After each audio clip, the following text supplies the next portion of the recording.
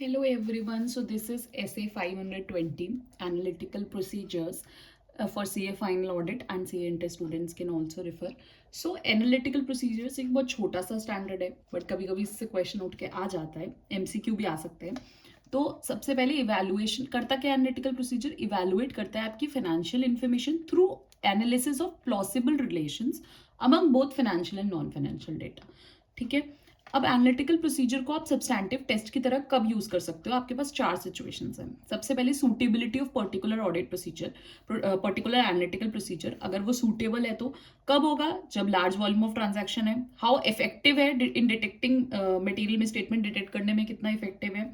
Different analytical procedure provides different level of assurance, right.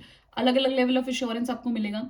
Influenced by nature of assertion and रोमम, influence हो रहा है वो assertion के nature से, रिस्क ऑफ मटेरियल मिसस्टेटमेंट से. Suitable होगा when test of detail on same assertion is performed, जब test of detail same assertion पे परफॉर्म हो रही है.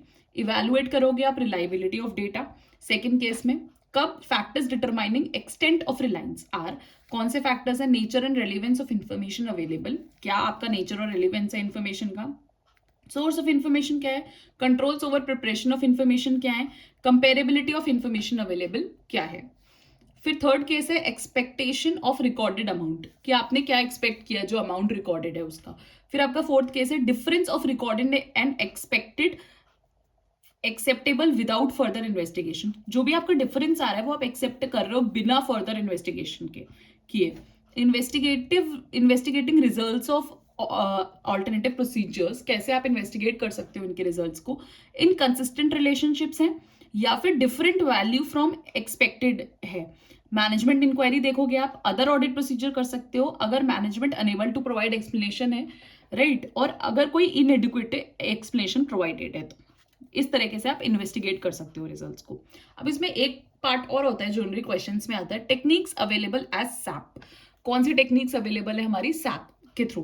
सबसे पहले trend analysis, most common, MCQ में आ सकता है. मोस्ट कॉमन जैसे दिखा ट्रेंड एनालिसिस, हम पास्ट ट्रेंड्स के बेसिस पे जो कि है आइडेंटिफाई कर लेते हैं. रेशियो एनालिसिस, हम रेशियो प्रोपोर्शंस एंड अलग अलग डिफरेंट टाइप्स ऑफ रेशियो लगा के हम इवेलुएट कर लेते हैं. Reasonableness test, this is for non financial data.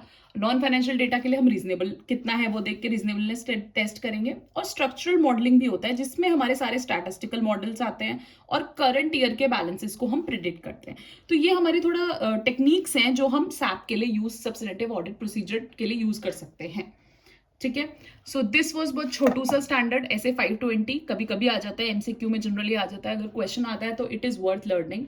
Hope you like it, और if you are like it please share with your friends. Please like, please subscribe. Thank you so much.